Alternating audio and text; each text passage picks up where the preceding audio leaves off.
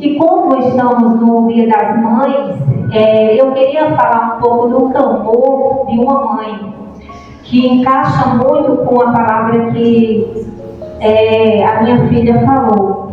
Essa mulher ela não conhecia a Jesus, porém ela tinha uma filha que estava passando por uma situação muito grave. E provavelmente ela já tinha recorrido aos seus deuses, talvez a médico, e não obteve resposta. E eu quero deixar nessa noite uma palavra que se encontra no livro de Mateus. Mateus 15, a partir do 21. Partindo Jesus dali, retirou-se para os lados de Tiro e Sidom, e eis que uma mulher cananeia, que viera daquelas regiões, clamava: Senhor, filho de Davi, tem compaixão de mim. Minha filha está terrivelmente endemoniada. Ele, porém, não lhe respondeu palavra. E os seus discípulos, aproximando-se, rogaram-lhe: despede-a, pois vem clamando atrás de nós. Mas Jesus respondeu: não fui enviado senão as ovelhas perdidas da casa de Israel. Ela, porém, veio e o adorou, dizendo: Senhor, socorre. Então ele respondeu, disse: não é bom tomar o pão dos filhos e lançar aos cachorrinhos. Ela, contudo, replicou: sim, Senhor, porém os cachorrinhos comem das migalhas que caem na mesa dos seus donos. Então lhe disse Jesus: ó mulher, grande é a tua fé, faça-se contigo como queres. E desde aquele momento sua filha ficou sã. Irmãos, por que chamou a minha atenção essa palavra? Porque essa mulher não conhecia Jesus. O que chamou a minha atenção foi a insistência dela. Como a gente sempre escuta: eu não vou para a igreja não, porque fulano olhou assim para mim. Cicrano, eu acho que Cicrano não vai muito com a minha cara. Essa mulher não estava nem aí para o que as pessoas pensavam ou achavam. Ela tinha certeza do que ela queria, o que ela ia buscar. E ela estava em busca do milagre.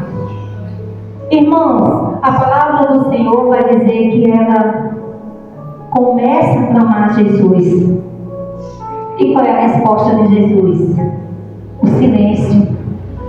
Quantas das vezes estamos nós clamando ao Senhor e o nosso desejo é: clama a mim, responder que Ele é assim? Mas às vezes o silêncio de Deus, irmãos, dói mais do que a resposta. E essa mulher ela não desistiu. Ela continuou clamando. E o mais lindo dessa história é que ela transformou a dor dela em adoração. Ela começou a clamar e adorar, e os discípulos disseram: mestre, despede essa mulher, ela está incomodando. Irmãos, eu não sei você, mas eu diria: ele não me responde. Os discípulos já mandou eu me calar, que estão assim com ele não disse nada. Eu vou me embora. Eu estou fazendo o que aqui? Não é assim que a gente pensa? Mas essa mulher ela não desistiu. E o que me chamou ainda mais atenção foi a resposta de Jesus para ela. Jesus respondeu: olha, nem para você eu vim. Você não faz parte do povo de Deus, da aliança. Mas ela disse: Senhor, a minha filha está... Ela conhecia a origem do problema dela, irmãos. E ela sabia também de onde vinha a solução. E vem aqui a minha memória a história de dois homens que estavam pescando. E eles estão ali na margem do rio pescando, e daí eles avistam uma criança se afogando. E eles podem vão pegar aquela criança e salva, coloca lá. Quando eles sentam e olham novamente outra criança se afogando, e eles correm, socorrem a segunda criança. E quando eles sentam novamente, outra criança se afogando. E um corre e o outro para. E ele disse: tu não vai me ajudar não? Vai deixar a criança se afogar? Ele disse: não, eu vou ver quem é que está jogando as crianças. E às vezes, irmãos, estamos apenas cuidando dos sintomas. O nosso corpo, quando está acontecendo algo, sabe como é que ele reage? Com febre.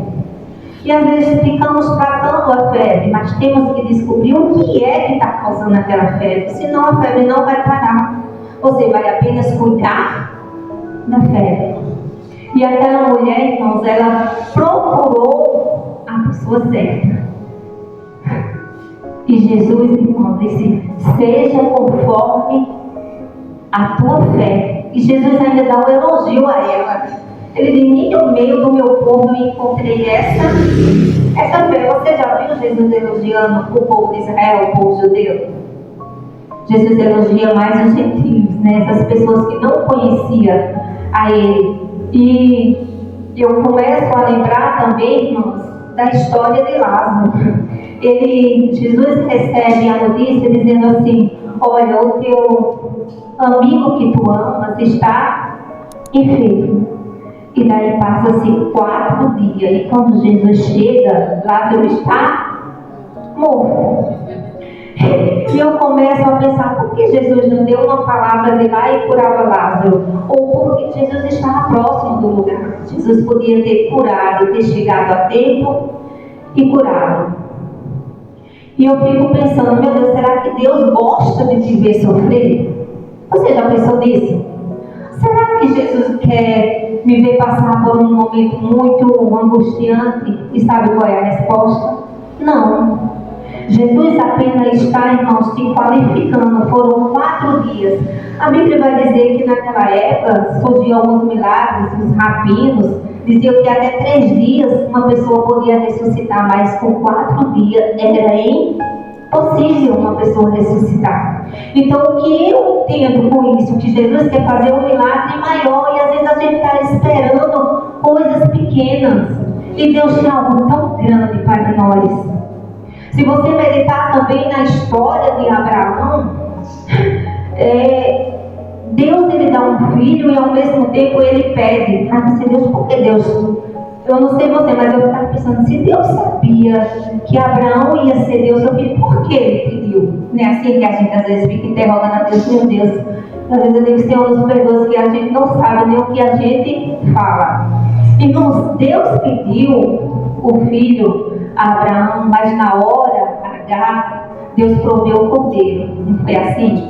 Mas na hora que Jesus foi morrer ali por mim, Deus proveu algum cordeiro?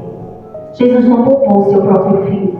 Jesus deixou a vida de Abraão, por exemplo. Jesus deixou o milagre de Lázaro para nos dar exemplo. E às vezes a gente está se preocupando com coisas tão bestas. Veja que aquela mulher, ela enfrentou o silêncio de Jesus. Ela enfrentou os discípulos mandando ela calar a boca. Os discípulos, irmãos. Porque provavelmente ali eles tinham um respeito muito grande. Se uma mulher está ali atrás de um milagre, de escutar alguns dos discípulos falando cala a boca, a gente voltaria na hora. Não é assim, não é a realidade. E se você escutasse Jesus dizendo: o pão é para os meus filhos, para o meu povo, não é para cachorro. E aí? Você escutar um deboche de um pastor, né, como foi falado aqui, a gente ainda aguenta. E Jesus? Veja que Jesus, ele quer preparar algo bem maior e bem melhor do que a gente espera da parte dele. Que nós venhamos fazer parte dessa história, insistir e persistir. Irmãos, tem uma historinha que eu acho muito legal, que uma jovem, ela tinha muita vergonha de sua mãe, porque a mãe dela era toda queimada. E ela tinha vergonha de apresentar a sua mãe às suas colegas. E um dia ela disse: mãe, por que a sua mão é assim toda queimada? Aí a mãe falou: filha, é porque certo dia, quando você era bebê, o teu quarto pegou fogo. E quando eu fui te salvar, eu queimei toda a minha mão. E a filha dela abraçou e disse: mãe, a senhora tem a mão mais linda do mundo. Irmãos, às vezes a mãe tem dores que os filhos nem entendem, né? E eu louvo a Deus, irmãos, pela vida dos meus filhos, tá com cheio de água e carente. E porque Deus, Ele me abençoou com 4 filhos maravilhosos. E eu só tenho que agradecer a Deus.